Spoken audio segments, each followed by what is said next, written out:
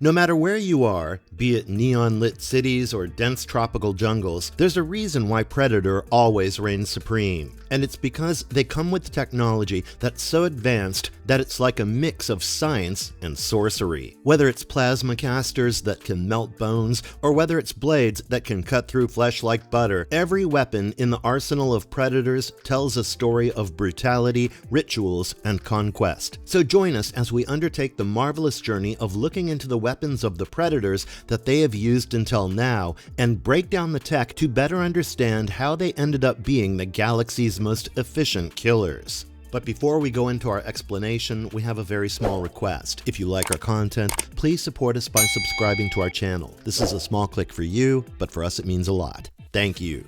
Let's begin.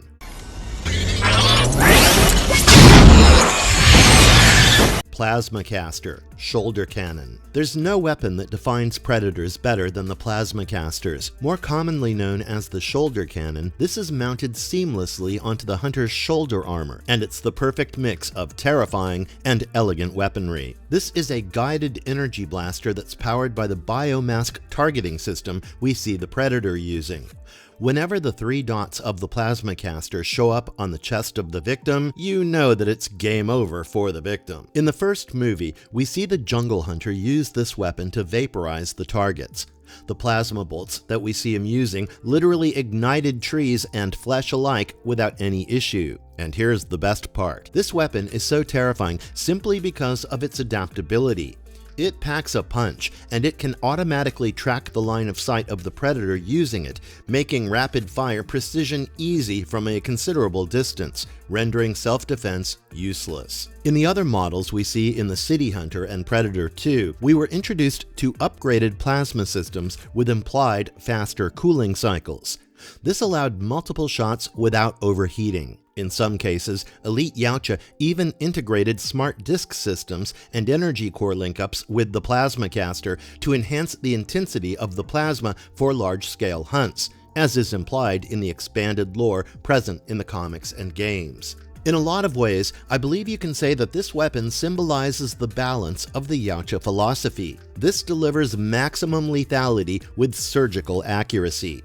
It's scientific and downright deadly in the hands of the right person. It can easily disintegrate metal, bones, and anyone's pride because it's unstoppable. No matter which environment you put the Predator in, if they have the plasma caster, there is an undeniable advantage for the Predator. The shoulder cannon gives the Predator an edge as it's a perfect blend of technology and instinct. Wrist blades. While the Predators usually prefer to use the plasma caster when they're using stealth to their advantage, once the stealth breaks, the weapon of choice quickly changes to the wrist blades.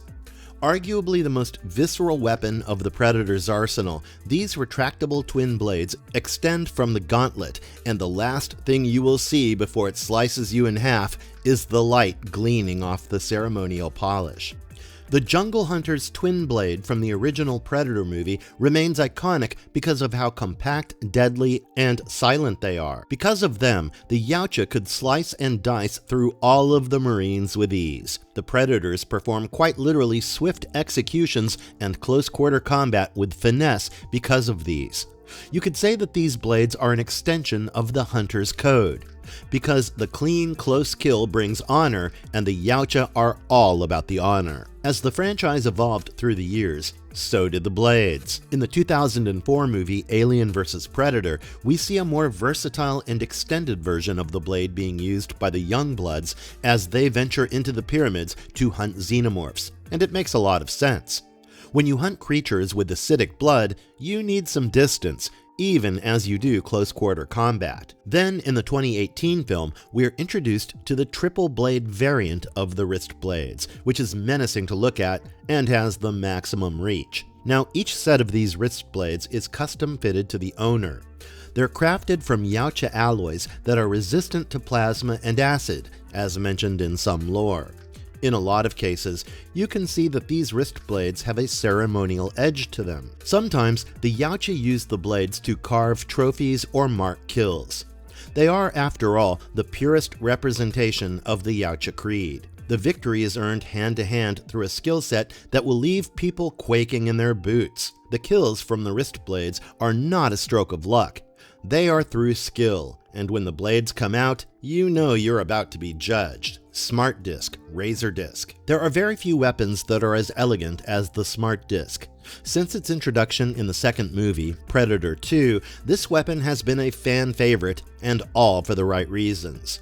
At first glance, it looks like a simple metallic disc, but in reality, it's a death machine that you wouldn't even wish upon your worst enemy. Once you throw the Smart Disc, it's like a homing boomerang. It slices through multiple enemies and even steel walls before it returns to the owner. The micro-serrated edge slices and dices everything in its path with ease, and when you see the way the City Hunter used it in the second movie, you'll realize why this is so lethal. One swift throw and bodies drop to the floor like flies. Because of its popularity and, of course, lethality, we see the weapon return in later movies like AVP Requiem, and here we see just how cool these discs can get. We saw energy-infused blades and blades with an auto-return system that simply react to the signal emitted by the wrist gauntlet. I can only explain it away by imagining there's an embedded AI inside the disc which calculates everything from the flight trajectory, wind flow, distance, and target movement to ensure that it delivers the best possible carnage while following the laws of physics. Because otherwise, how is this even possible? I think this weapon signifies the obsession Yautjas have with perfection. Every throw is an art. It is silent, effective, efficient, and absolutely inescapable. So this weapon is like a signature of the hunter, giving your life a lovely punctuation mark with ease. Combi Stick, Telescoping Spear. The Combi Stick is the Yautja's folding spear.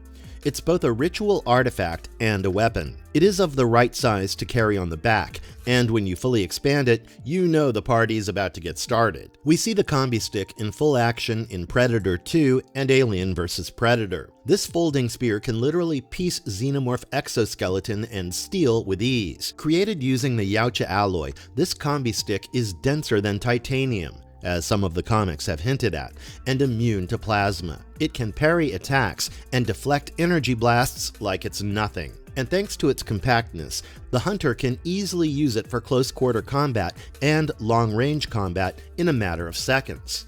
In AVP, we saw the Scar Predator use his Combi Stick to literally impale a xenomorph through the head. The devastating precision these weapons hold is truly something. But then, when it's off the battlefield, it has a ceremonial weight. Once the hunt is successfully completed, the Combi Stick becomes a trophy mount where the warrior can show off their conquest. This is the knight's sword for Yautjas. In the later movies, like Predators that came out in 2010, we saw a modified version of the Combi Stick. Here, every time the Combi Stick made contact with enemies, the way their bodies eviscerated is strikingly similar to a pulse-charged upgrade, making an already dangerous weapon even more lethal. While this is not confirmed explicitly, there's no denying that there's now a little upgrade. Whether you thrust it into someone or throw it around, there is no escaping that the Combi Stick is truly something worth respecting. Net Gun, Razor Net. I totally understand if you don't know why the net gun is considered in this list of chilling weapons. After all, it doesn't explicitly kill people. It's not meant for that at all. But you know what it does do? It captures the victims and tortures them. The compressed net of metallic filaments ensnares the prey and starts tightening around it automatically, practically slicing the victim to shreds without missing a bit. We first saw this in action in Predator 2 when the City Hunter decided to use this to pin the DEA agent against the wall. As the net constricted, blood gushed out of the victim until he could not say anything. This weapon is designed for a slow and agonizing death, which in my eyes is a reflection of the Yautja's dominance. In the AVP movie of 2004, we saw the energy-threaded version of the net gun. This one had wires that glowed as they heated up and then cut through the xenomorph armor. How cool is that? And on top of that, depending on who is using the net, it could be tuned for capture instead of killing. So they could easily use the net gun to capture people and interrogate them. And the most fascinating aspect of this weapon has to be how it's engineered. With the way this net gun works, I believe that it has something like a self-contraction algorithm, and this net clearly reacts to the prey's resistance. This ensures that the more the victim struggles, the tighter it becomes. So if you're caught in a predator's net, you'd better start saying your prayers, because there is no mercy and no escape. Shuriken Predator 3-blade disc. If you were impressed by the Smart Disc, then I have news for you. That is not the only disc-based weapon used by the Predator. You have the Shuriken that debuted in the Alien vs. Predator movie of 2004, which blended lethality with beauty. The Shuriken is significantly lighter and faster than the Smart Disc. From the design itself, you can see that it was meant to be used for quick decapitations and multiple strikes. When the Scar Predator uses it against the Xenomorphs, even the Xenomorph exoskeleton was nothing for it because it sliced through it easily. And then the Shuriken returned to the Yautja like a dutiful pet. The retractable blades on the Shuriken spin and slice through the air like it's silk. And there's another thing that differentiates Shuriken from the Smart Disc.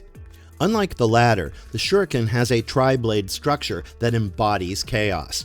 You never know which way this weapon will go, and because of its architecture, it has faster engagement.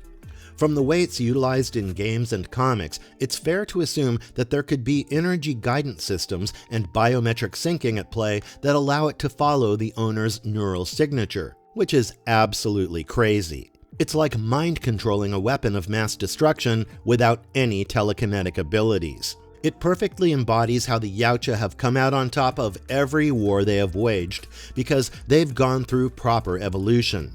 Their weapons are faster and deadlier with each round. While the old Yautja seem to care more about brute force and the skills to use it, the younger Yautja seem to prefer the Shuriken because of the modernity it brings to the table. This is less about brute dominance and more about artistry in motion, which is absolutely beautiful to watch. When the Shuriken is out, it's like a car crash you cannot look away from. Spear Gun Harpoon Blaster. Next up on our list, we have one of the most underappreciated weapons of the Yautja. We're talking about the Spear Gun, aka the Harpoon Blaster. It fires dense, high-velocity harpoons that can easily pierce armor, concrete, and flesh without making so much as a peep. It's ideal for hunts that demand subtlety. The first time we see the Harpoon Blaster, it's obviously in the hands of the City Hunter. He fires it in an urban skirmish and impales all of his targets with surgical efficiency. Now you might be wondering, how is this different from the Plasma Caster? They're both stealth weapons, and the Harpoon just seems to make things messier. Well, actually, you see, this one is depicted to have minimal energy residues. You're practically untraceable when you use that. Plus, another big thing is that using the Harpoon Blaster ensures you have a trophy to take home, because the Plasma Caster would destroy everything in its path. If you look into the extended lore, you'll see that it's entirely plausible that the Spear Gun actually doubles as a trophy maker. It practically embeds transponders into the prey for tracking. They even have advanced variants of Harpoon Blasters that have micro-explosive tips or tethered harpoons that make it easy to retrieve the prey. The 2010 movie Predators hints that there is a refined version of this weapon with the super predators at all times, and that's the reason why they're so unstoppable. Now, when you look at the weapons, you'll realize that the Spear Gun is incredibly compelling as a weapon because of the restraint that's required when you use it. The species of predators are capable of nuclear-level explosions. So, for people armed with such high-tech weaponry, it's interesting that anyone would choose a weapon like this that practically screams silence, precision, and of course, respect for the kill. Every harpoon that's fired is a quiet declaration of just how much class and control these mature predators have when they go out on their hunt. Electroshock Missile Battery. Hydra, a military caste of Yautja. When all the subtleties go out the window, that is when the Predator decides to use a back-mounted missile launcher on his victims. Introduced in AVP Extinction, this heavy artillery attachment transformed an already deadly killer into a walking warship. Unlike the plasma caster, which has precise energy blasts, this missile launcher delivers guided micro-missiles. They can literally track and eliminate multiple enemies in one go.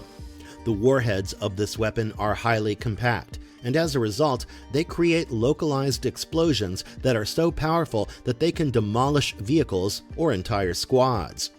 Usually, they can target 3 different targets at the same time, but if you upgrade it, you can target 9 people on the go. This weapon is effective against quite literally every kind of prey imaginable, and understandably, this is used by none other than Hydra, the military caste of Yautja. The discretion of that attack is stripped away because there was an air of dominance in the scene. This weapon blurs the line between hunting and warfare because this is the answer the Yautja give to the human heavy ordnance. He uses it to clear the battlefield. So in essence, this is the apex of Yautja intimidation. One of the weapons that has always caught my eye when it came to the Predator arsenal was the cloaking device. This literally defines the terror of the hunt. This shimmering veil of light distortion makes it impossible for anyone to see the Yautja and immediately turns the jungles and city streets into somewhat of a hunting ground where the prey will never know what hit them. Introduced in the OG 1987 movie, this cloaking device is not like Harry Potter's cloak of invisibility. It's not true invisibility in the first place.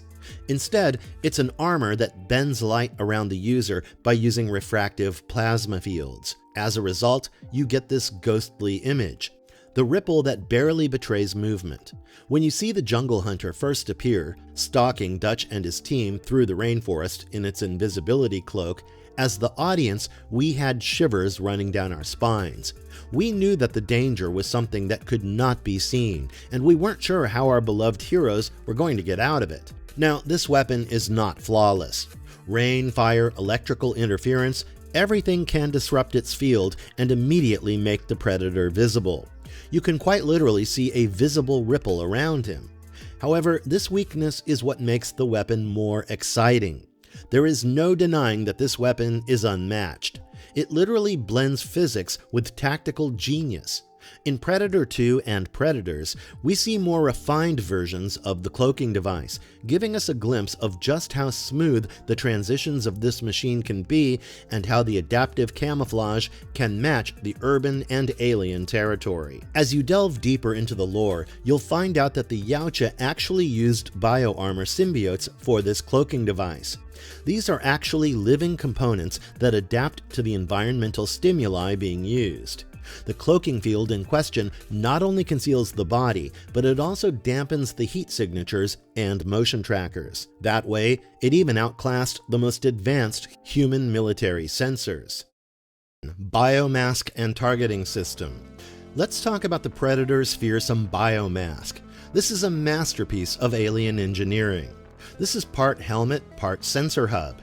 It enhances the Yautja's vision, communication, and precision in every possible way. In the main movie, the mask gives us the iconic thermal vision montage that literally redefined the horror genre as a whole. You can see that the Predator literally sees the prey in red and yellow, making it impossible for the prey to hide in the darkness. In the Alien vs. Predator games, we were introduced to literally 4 different types of visions. The normal vision that fits the usual first-person shooter version, then the thermal version that was used to spot the regular old humans like us, the electric vision that created a red background with the xenomorph marked with white outline, and of course, the predator vision that was used to spot other predators and technological things using a green background. The mask is not just for seeing though, it's quite literally for killing. It syncs up directly with the guidance system used by the plasma caster, and it locks onto multiple targets. It can calculate ballistics mid-flight. It has an internal processor that can analyze movement distance and vulnerability in real time. The hunt is over in one small move. From what we can understand, this biomask also has translation algorithms in it for other species' languages, voice recorders for mimicry, and atmosphere filters for non-native environments. The mask allows the Predator to record hunts, transmit data, and even use voice samples to lure their next prey in. The The mask symbolically represents both anonymity and identity. It hides the predator but transforms it into a true hunter in one breath. Self-destruct device.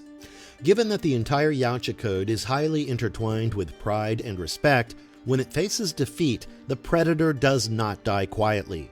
The self-destruct device embedded within the wrist gauntlet is both weapon and creed. It's a huge explosion acting as the final breath to wipe away all the shortcomings in one go. In the original movie, after being wounded by Dutch, the jungle hunter triggered the gauntlet's countdown. The eerie digital laughter echoed through the entire jungle as the weapon detonated, unleashing a huge explosion. This was not just a destruction, this was ritual cleansing. The Yautja Code of Honor forbids being captured or subdued by lesser species, and that's what the self-destruct device is there for. It ensures that their technology and pride will die with them. Then, in movies like AVP Requiem, we see another yield setting, where the blast is significantly bigger. The mushroom cloud you see in the air is genuinely terrifying, but that's not to say that this is a nuclear blast in nature. In fact, some elite warriors even integrate a bioplasma overload system directly into their armor so that they are vaporized the moment they die. The interface of a weapon which is this complicated is surprisingly simple. It's a holographic interface on the wrist gauntlet that displays the runes during activation, followed by an escalating pulse. It is a countdown of doom. Whip. An interesting weapon in the Predator arsenal that was introduced to us in the 2007 movie has to be the whip. Just like their blades, the whip too is constructed from an ultra-dense alloy, which makes it flexible and razor-edged. In this film, the jungle showdown is absolutely bloody as we see the whip unfurl and cause a bloody massacre before returning to its coiled state. The whip channels kinetic energy through its length, which allows it to amplify strikes with a blinding speed. In some expanded lore, it's suggested that the whip is partially plasma charged, which makes a luminous trail during motion. It's part weapon and part spectacle. In the hands of the Berserker, this whip is not just a weapon for combat. Everything about it is a weapon when the Berserker wields it. If you look into the extended lore of the whip, you'll see that there are actually 3 distinct variants available. You have the Shiv Cutter Razor Whip, which is the smallest and least robust variant of them all. Then you have the Life Sith Razor Whip, which is the most robust variant of the whip. From the design, you can clearly tell that it's fashioned out of a different type of xenomorph, while the Shiv Cutter is definitely carved out of a drone. Lastly, you have the Praetorian's Tip Razor Whip, which is a variant of the whip designed by the Praetorian xenomorph. Because of this reason, these whips are tougher, larger, and obviously far more deadly than the other variants. Parts of this whip were actually dyed red, and they are well known for inflicting corrosive wounds by the means of acid, even though no one knows how this is achieved. Wrist Gauntlet Tools. Any list of the Yautja weapons would remain incomplete if we did not mention the wrist gauntlet, which is, without a doubt, the nerve center of technological prowess. It's not just a place where blades are housed, it's a multifunctional device that turns a Yautja into a one alien army. In the OG film, the wrist gauntlet was introduced with its interesting and unique holographic interface. It had communication signals, maps, and even a self-destruct sequence. But underneath it all, there was a layer of hidden systems, including a medical kit, hacking module, and of course, a scanning tool. In AVP 2004, we see the Scar Predator actually use the gauntlet to activate star maps. We see just how easy it was for the Predator to analyze and break down the xenomorph structure it was in because of its wrist gauntlet. Then, in the later iterations, such as the 2018 movie, we saw the wrist gauntlet come decked out with DNA analyzers, environmental scanners, and even cloaking controls. The gauntlet essentially serves as this mini command center that connects every weapon in the Yautja's arsenal. From the biomask to the plasma caster, everything is bound to the wrist gauntlet. There's also an internal toolkit included in the wrist gauntlet, which has an auto-suture system that allows for emergency treatment in the field. By using the alien polymers and thermal sealing, the wounded Yautja can patch itself up mid-battle, ready to attack again. According to the lore, there are also hacking spikes in the wrist gauntlet that deploy from the wrist gauntlet and interface with human and alien technology. It allows the predators to override security systems or hijack data, basically acting as their universal key into any world. The wrist gauntlet is methodically prepared into the survival instinct of a Yautja inside a box. Trap mines and motion sensors. While predators are experts in face-to-face combat, there's no denying that they are masters of environmental warfare. The trap mines and motion sensors prove that. In the Predator Hunting Grounds game and the Predators movie of 2010, it was introduced that these devices were deployed before the hunt even began. Once these were active, the predators actually used those deployed devices to create a perimeter that was deadly, using the motion detection algorithms that are far beyond human capability. When prey enters their range, the mines, nets, and sound pulses come alive, disorienting or immobilizing the prey in a matter of seconds. The Yautja, being the ever-loving hunters that they are, use these kinds of traps very strategically. They use these means to control the hunting field. They force the prey to move, panic, and make mistakes using them. In Predators, we saw the traps literally turn the place into a chessboard of death. The Yautja know that the fun in the hunt is not just in the chaos and the bloodshed, it's also in the manipulation of fear. Some traps have low-frequency hums, while others are cloaked, coming out of nowhere when they get tripped. The most advanced variants can literally sync with the biomask of the predator and feed in live data through augmented vision. This allows the hunter to visualize and dominate the ecosystems to create the kill zone. Yautja ship weapons. Even though we barely ever see Predator ships in the movies, except for AVP Requiem, in the games, the ships are well known. The big ship that we saw is known as the Mothership. Even though we don't know for sure, this ship was able to literally destroy the USS Marlow with some kind of plasma turrets and rockets, which is absolutely crazy. We've also seen the Mothership use plasma beams to literally bore through hundreds of meters of ice in a matter of a few seconds, while not even entering the airspace. While this is technically not a weapon, I'll still mention it. The motherships also have drop pods that contain individual predators to scout the surface of the planet. And of course, that means that the mothership is also equipped with some sort of escape ship. Once the Yautja is inside the escape ship, it detaches from the mothership and launches itself into space using its two thrusters. And yes, these kinds of ships only have space for one Yautja, which is more than dangerous enough for us. The mothership also comes fully equipped with holographic technologies like we saw on the wrist gauntlet. They also have their own cloaking device that allows the mothership to remain undetected until the time is right. While no one knows how this is achieved, the mothership can also create a 3D map of any place in question. It could be that they have a machine or robot that uses the water molecules present in air to create the holographic picture, focusing on the density of those in certain areas of a building. And lastly, despite not being a weapon outright, the mothership has a trophy room that will absolutely send shivers down your spine. Marvelous verdict. Say what you want, but there's no denying that the Predator's arsenal of weapons is more than just a collection of cool weapons. There is a philosophy behind each of them.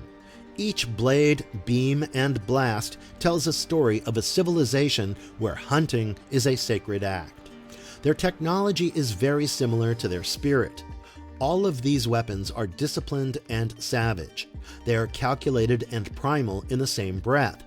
They are not just deadly weapons. They are declarations of superiority.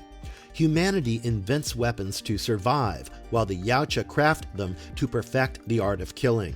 The hunt, after all, never ends. But this video ends here. Let us know what you guys think about it in the comments down below. Like and subscribe if you haven't already, and I'll see you all the next time. Bye!